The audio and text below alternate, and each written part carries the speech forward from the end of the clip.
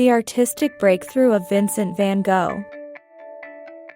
Ill from drink and suffering from smoker's cough, in February 1888, Van Gogh sought refuge in Arles. He seems to have moved with thoughts of founding an art colony. The Danish artist Christian Murier Petersen was his companion for 2 months, and at first, Arles appeared exotic to Van Gogh. In a letter, he described it as a foreign country, the zouaves, the brothels, the adorable little Arlesian going to her first communion, the priest in his surplice, who looks like a dangerous rhinoceros, the people drinking absinthe, all seem to me creatures from another world. The time in Arles was one of Van Gogh's more prolific periods. He completed 200 paintings and more than 100 drawings and watercolors. He was energized by the local countryside and light. His works from this period are rich in yellow, ultramarine, and mauve. They include harvests, wheat fields, and general rural landmarks from the area, including the Old Mill, 1888, one of 7 canvases sent to Pondhaven on October 4, 1888, in an exchange of works with Paul Gauguin, Émile Bernard, Charles Laval, and others. In March 1888, Van Gogh created landscapes using a grid, perspective frame, and 3 of those works were shown at the annual exhibition of the Société d'Artistes Indépendants. In April, he was visited by the American artist Gogh McKnight, who was living nearby at Fontvieille. On May 1, 1888, Van Gogh signed a lease for 4 rooms at 2 Place Lamartine, Arles, which he later painted in the Yellow House. The rooms cost 15 francs per month, unfurnished. They had been uninhabited for months. Because the Yellow House had to be furnished before he could fully move in, Van Gogh moved from the Hotel Carrel to the Café de la Gare on May 7, 1888. He had befriended the Yellow House's proprietors, Joseph and Marie Genoux, and was able to use it as a studio.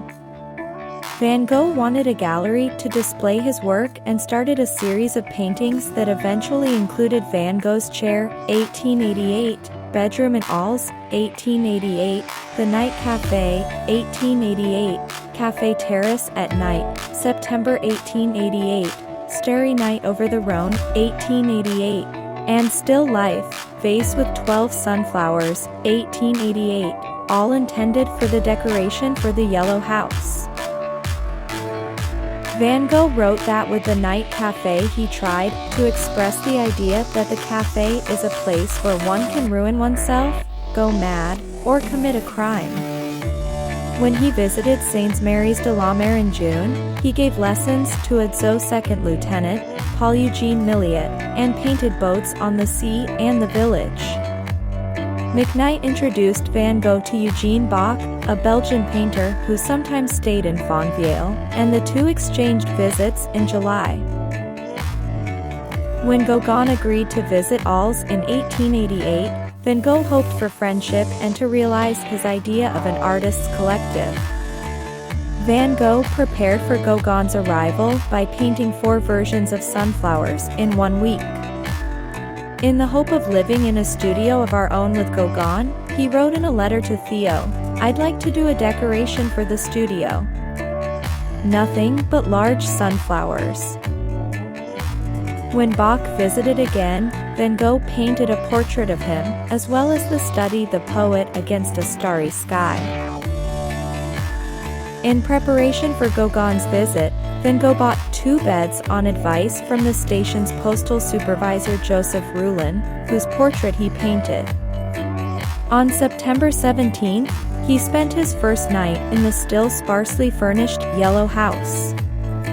When Gauguin consented to work and live in Arles with him, Van Gogh started to work on the decoration for the Yellow House, probably the most ambitious effort he ever undertook. He completed 2 chair paintings, Van Gogh's chair and Gauguin's chair. After much pleading from Van Gogh, Gauguin arrived in Arles on October 23 and, in November, the 2 painted together. Gauguin depicted Van Gogh in his The Painter of Sunflowers. Van Gogh painted pictures from memory, following Gauguin's suggestion. Among these imaginative paintings is Memory of the Garden at Eton. Their first joint outdoor venture was at the Alice Camps, when they produced the pendants Les Alice Camps. The single painting Gauguin completed during his visit was his portrait of Van Gogh. Van Gogh and Gauguin visited Montpellier in December 1888, where they saw works by Courbet and Delacroix in the Musée Fabre. Their relationship began to deteriorate. Van Gogh admired Gauguin and wanted to be treated as his equal, but Gauguin was arrogant and domineering, which frustrated Van Gogh. They often quarreled. Van Gogh increasingly feared that Gauguin was going to desert him, and the situation, which Van Gogh described as one of excessive tension, rapidly headed towards crisis point.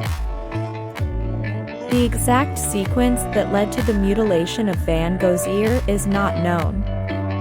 Gauguin said, 15 years later, that the night followed several instances of physically threatening behavior.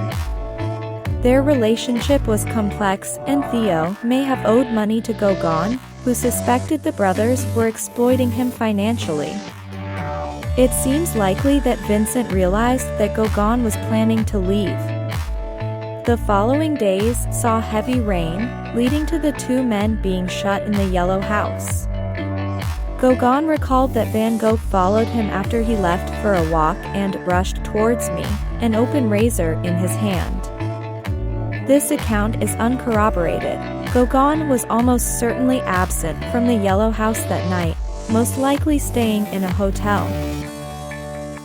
After an altercation on the evening of December 23, 1888, Van Gogh returned to his room where he seemingly heard voices and either wholly or in part severed his left ear with a razor, causing severe bleeding. He bandaged the wound, wrapped the ear in paper and delivered the package to a woman at a brothel Van Gogh and Gauguin both frequented.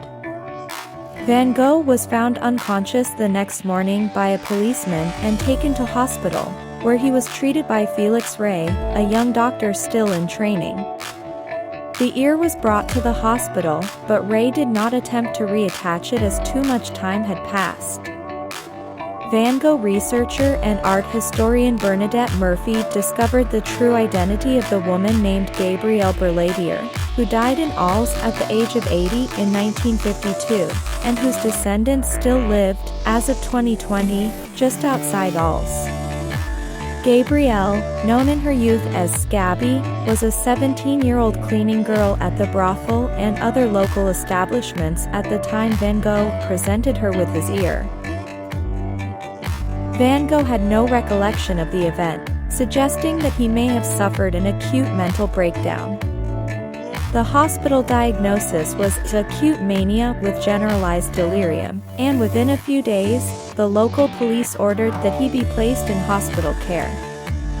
Gauguin immediately notified Theo, who, on December 24, had proposed marriage to his old friend Andries Bonger's sister Johanna. That evening, Theo rushed to the station to board a night train to Arles. He arrived on Christmas Day and comforted Vincent, who seemed to be semi-lucid. That evening, he left Arles for the return trip to Paris. During the first days of his treatment, Van Gogh repeatedly and unsuccessfully asked for Gauguin, who asked a policeman attending the case to be kind enough, Monsieur, to awaken this man with great care, and if he asks for me tell him I have left for Paris, the sight of me might prove fatal for him. Gauguin fled Arles, never to see Van Gogh again. They continued to correspond, and in 1890, Gauguin proposed they form a studio in Antwerp. Meanwhile, other visitors to the hospital included Marie Genoux and Roulin.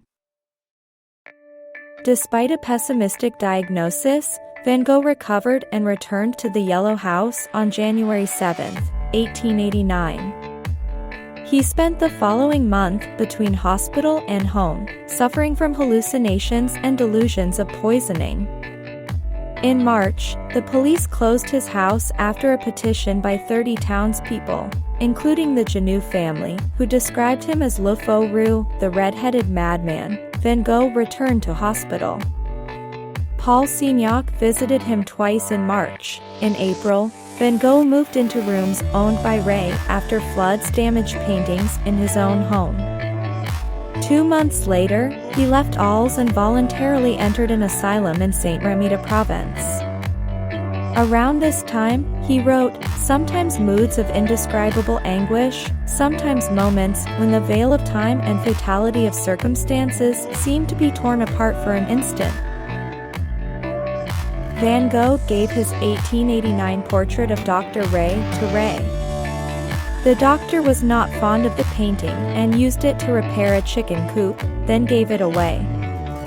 In 2016, the portrait was housed at the Pushkin Museum of Fine Arts and estimated to be worth over $50 million. Van Gogh entered the St. Paul de Mossel Asylum on May 8, 1889, accompanied by his caregiver, Frederick Salas, a Protestant clergyman. St. Paul was a former monastery in Saint-Rémy, located less than 30 kilometers, 19 miles from Arles, and it was run by a former naval doctor, Théophile Péron. Van Gogh had 2 cells with barred windows, one of which he used as a studio. The clinic and its garden became the main subjects of his paintings.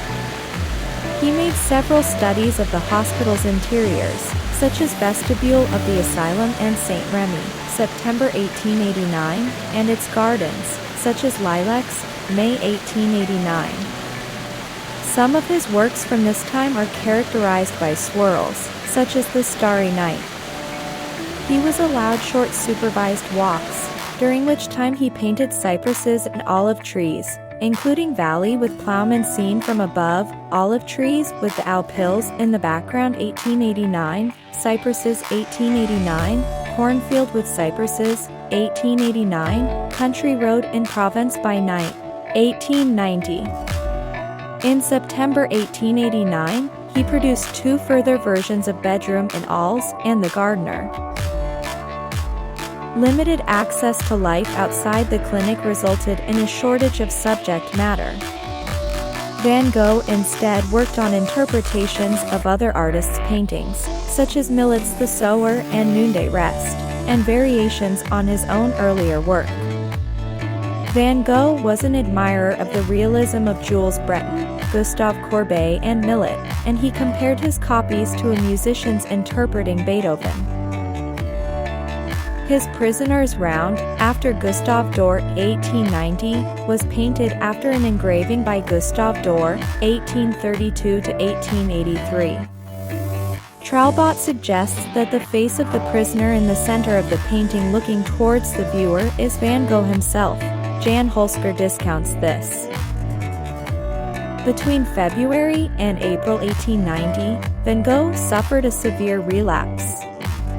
Depressed and unable to bring himself to write, he was still able to paint and draw a little during this time, and he later wrote to Theo that he had made a few small canvases, from memory, reminiscences of the North. Among these was 2 peasant women digging in a snow-covered field at sunset. Holsker believes that this small group of paintings formed the nucleus of many drawings and study sheets depicting landscapes and figures that Van Gogh worked on during this time. He comments that this short period was the only time that Van Gogh's illness had a significant effect on his work. Van Gogh asked his mother and his brother to send him drawings and rough work he had done in the early 1880s so he could work on new paintings from his old sketches. Belonging to this period is Sorrowing Old Man, at Eternity's Gate, a color study Holsker describes as another unmistakable remembrance of times long past. His late paintings show an artist at the height of his abilities, according to the art critic Robert Hughes, longing for concision and grace. After the birth of his nephew, Van Gogh wrote, "I started right away to make a picture for him, to hang in their bedroom, branches of white almond blossom against a blue sky." Albert Aurier praised his work in the Mercure de France in January 1890 and described him as a genius. In February, Van Gogh painted 5 versions of L'Arlésienne, Madame Genoux, based on a charcoal sketch Gogh had produced when she sat for both artists in November 1888. Also in February, Van Gogh was invited by Les XX, a society of avant-garde painters in Brussels, to participate in their annual exhibition. At the opening dinner, a Les XX member, Henri de Gogh, insulted Van Gogh's work. Toulouse-Lautrec demanded satisfaction, and Signac declared he would continue to fight for Van Gogh's honor if Lautrec surrendered. De Gogh apologized for the slight and left the group. From March 20th to April 27, 1890, Van Gogh was included in the 6th exhibition of the Société d'Artistes Indépendants in the Pavillon de la Ville de Paris on the Champs-Élysées. Van Gogh exhibited 10 paintings. While the exhibition was on display with the Artistes Indépendants in Paris, Claude Monet said that Van Gogh's work was the best in the show. In May 1890, Van Gogh left the clinic in Saint-Rémy to move nearer to both Dr. Paul Gaucher in the Paris suburb of Auvers-sur-Oise and to Theo. Gaucher was an amateur painter and had treated several other artists. Camille Pissarro had recommended him. Van Gogh's first impression was that Gaucher was "iller than I am, it seemed to me, or let's say just as much." The painter Charles d'Aubigny moved to Auvers in 1861 and in turn drew other artists there, including Camille Corot and Honoré Daumier. In July 1890, Van Gogh completed 2 paintings of d'Aubigny's garden, one of which is likely his final work. During his last weeks at Saint-Rémy, his thoughts returned to memories of the North, and several of the approximately 70 oils, painted during as many days in Auvers-sur-Oise, are reminiscent of northern scenes. In June 1890, he painted several portraits of his doctor, including portrait of Dr. Gaucher, and his only etching. In each the emphasis is on Gaucher's melancholic disposition. There are other paintings which are probably unfinished, including thatched cottages by a hill.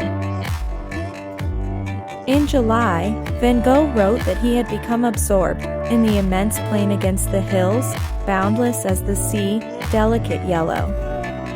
He had first become captivated by the fields in May, when the wheat was young and green.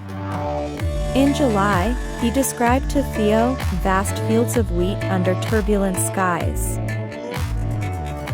He wrote that they represented his sadness and extreme loneliness, and that the canvases will tell you what I cannot say in words, that is, how healthy and invigorating I find the countryside. Wheatfield with Crows, although not his last oil work, is from July 1890, and Holsker discusses it as being associated with melancholy and extreme loneliness. Holsker identifies 7 oil paintings from Auvers that follow the completion of Wheatfield with Crows.